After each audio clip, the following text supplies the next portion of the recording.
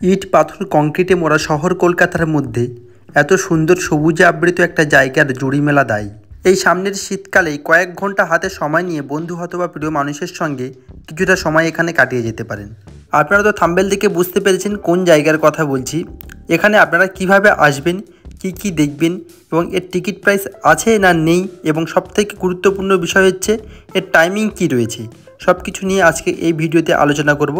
তাই ভিডিওটি স্কিপ না করে অবশ্যই শেষ পর্যন্ত দেখবেন। আমি সানোয়ার লস্কর, আর আজ আমার সাথে ঘুরুন ইলিয়ট পার্ক।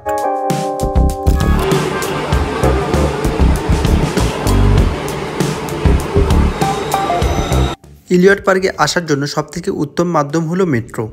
মেট্রোতে উঠে পড়ুন আর নেমে পড়ুন ময়দান মেট্রো স্টেশন। সামনেই দেখতে পাচ্ছেন ময়দান মেট্রো স্টেশন, আর এই ময়দান মেট্রো স্টেশন থেকে বেরিয়েই এই সামনের এই রাস্তা বরাবর একটু এগিয়ে গেলেই ইলিয়ট পার্ক। আপনারা যারা কার অথবা বাইক নিয়ে আসবেন, আমি ইলিয়ট পার্কের লোকেশন ভিডিও ডেসক্রিপশন বক্সে দিয়ে দেবো, ম্যাপটা একবার চেক করে নেবেন।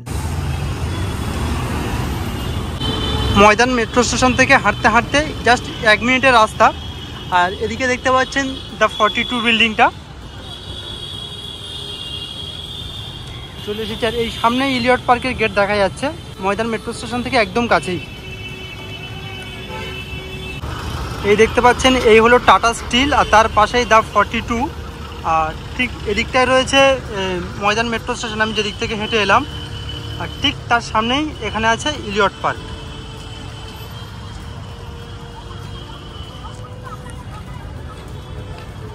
এই ইলিয়ট পার্ক থেকে সামনের দিকে যদি এগিয়ে যান, সামনে একটু এগিয়ে গিয়ে রাইট সাইডে প্রবেশ করলে তাহলে ভিক্টোরিয়া মেমোরিয়াল আছে। তারপরে এদিকে গেলে মিউজিয়াম আছে, তারামণ্ডল আছে। এদিকে সামনের দিকে এগিয়ে গেলে আর অনেকগুলো স্পট রয়েছে। আপনারা যখন ঘুরতে আসবেন, চাইলে যদি হাতে সময় থাকে একবারে সবগুলো স্পট কভার করে নিতে পারেন। আর ঠিক এর উল্টো সাইডে তো ময়দান মাঠটা রয়েছে। মূলত বড় গেটটা সবসময় বন্ধ থাকে প্রায়, আর এখান থেকে এই যে সাইডে একটা ছোট গেট আছে, এখান দিয়ে প্রবেশ করতে হয়।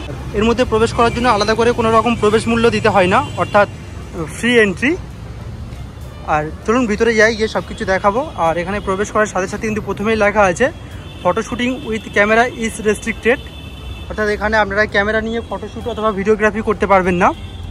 মোবাইল নিয়ে করতে পারবেন, কোনো প্রবলেম নেই, কিন্তু ক্যামেরা নিয়ে কোনো রকম ভিডিওগ্রাফি বা ফটোশ্যুট করা যাবে না, ফুললি রেস্ট্রিক্টেড। কত সুন্দর একটা জায়গা দেখুন, আমরা এখন ভিতরটায় চলে এসেছি, দারুণ জায়গা। চলুন ভিতরটা ঘুরে সম্পূর্ণ আপনাদেরকে দেখাবো, আর এখানে কি রুলস রেগুলেশন আছে সব কিছু ডিটেলসে বলার চেষ্টা করব।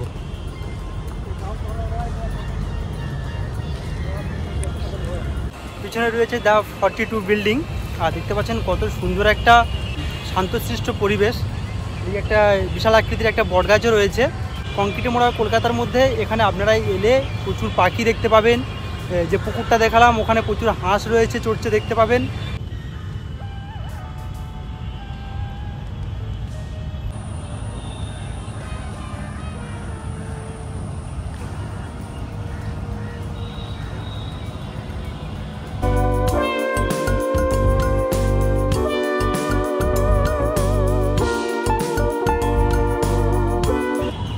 কাপেলদের জন্য এক আদর্শ জায়গা বললে চলে।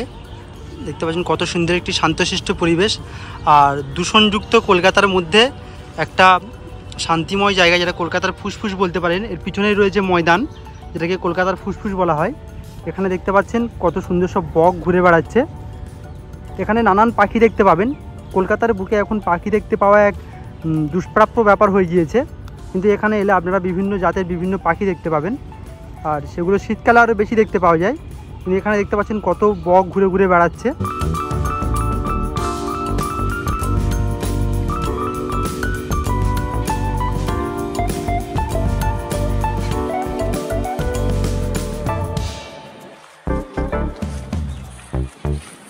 এখানে একটা সুন্দর শিউলি ফুল গাছ রয়েছে, দেখতে পাচ্ছেন ফুল ফুটে রয়েছে এবং প্রচুর ফুল ঝরে পড়েছে নিচেই দেখতে পাচ্ছেন, একদম ফুল ঝরে বিস্তৃত হয়ে আছে। কাঠবিড়ালি কাঠবিড়ালি কাঠবিড়ালি, এই দাঁড়া দাঁড়া দাঁড়া দাঁড়া দাঁড়া।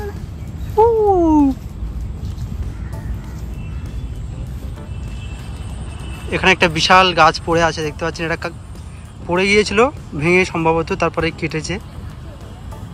এই ফুলটা সম্ভবত নয়নতারা ফুল গাছ। ওয়াও, কত ফুল পড়ে আছে দেখুন নিচে, জাস্ট অসাধারণ লাগছে। ওয়াও,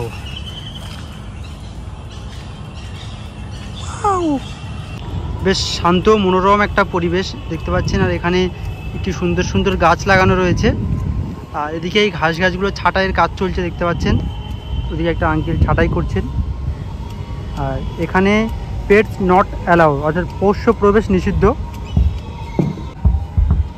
চলুন আর একটু সামনের দিকে এগিয়ে যায়, আর কি আছে দেখা যাক। সামনে শীতকাল আসছে আর গাছগুলো আরও সুন্দর সুন্দর ফুলে ভরে উঠছে।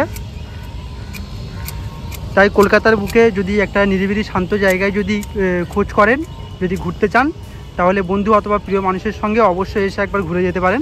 আশা করছি খুব ভালো লাগবে। এখানে পুকুরে সব হাঁসেরা খেলা করছে দেখতে পাচ্ছেন। পুকুরের জলটা প্রচুর স্বচ্ছ কিন্তু। এখন 3:45 বাজে, অর্থাৎ 3:45 বাজে এখন। আর অলরেডি এখান থেকে ডাকা শুরু করে দিয়েছে। এর টাইমিংটা বলে রাখি, সকাল 5টা থেকে 10টা পর্যন্ত, অ্যাকচুয়ালি যারা ওটা মর্নিং ওয়াক করে তাদের জন্য। আর বিকালবেলায় 1টা থেকে 4টে পর্যন্ত এরা ওপেন থাকে। এখন প্রায় 4টে বাজতে যায়, তাই অলরেডি বেরিয়ে যাওয়ার জন্য সবাইকে ডাকা হচ্ছে। কলকাতার মধ্যে খুব কম জায়গা রয়েছে এতটা শান্তশিষ্ট একটা জায়গা। আর এই ইলিয়ট পার্ক 2004 সালে টাটা স্টিল ওপেন করেছিল। আর বর্তমানে এই ইলিয়ট পার্ক কলকাতা পুলিশ এবং কলকাতা পৌরসভার তত্ত্বাবধানের মধ্যে রয়েছে। দুঃখের বিষয়, পার্কটা সম্পূর্ণ ঘুরতে পারলাম না, কারণ এখনও ভিতর পর্যন্ত অনেকটা রয়েছে। আর প্রায় 4টে বাজতে যায়, তাই আর ভিতরে যেতে দিচ্ছে না, সবাইকে বের করে দিচ্ছে। তাই আমাদেরও বেরিয়ে যেতে হবে। আমরা জানতাম না যে 4টে পর্যন্ত ক্লোজ হয়ে যায়, তাই ঢুকতেই কিছুক্ষণের মধ্যে পার্কটা ক্লোজ হয়ে যাচ্ছে। আপনারা যখন আসবেন দুপুরের পরেই চলে আসবেন এবং 4টে পর্যন্ত থাকবেন। আশা করছি খুব ভালো লাগবে, বিশেষ করে এই শীতকালের সময়। আর এত সুন্দর একটা জায়গায় ঘোরার জন্য আলাদা করে কোনো প্রবেশ মূল্যও দিতে হয় না।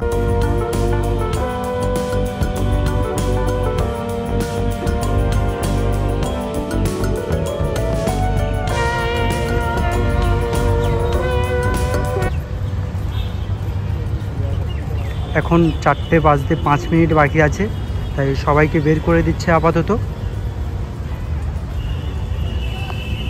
এখন 4টে বাজে আর গেট এক্ষুনি ক্লোজ হয়ে যাবে, তাই আমি বেরিয়ে যাচ্ছি। ভিডিওটি কেমন লাগলো অবশ্যই কমেন্ট করে জানাবেন।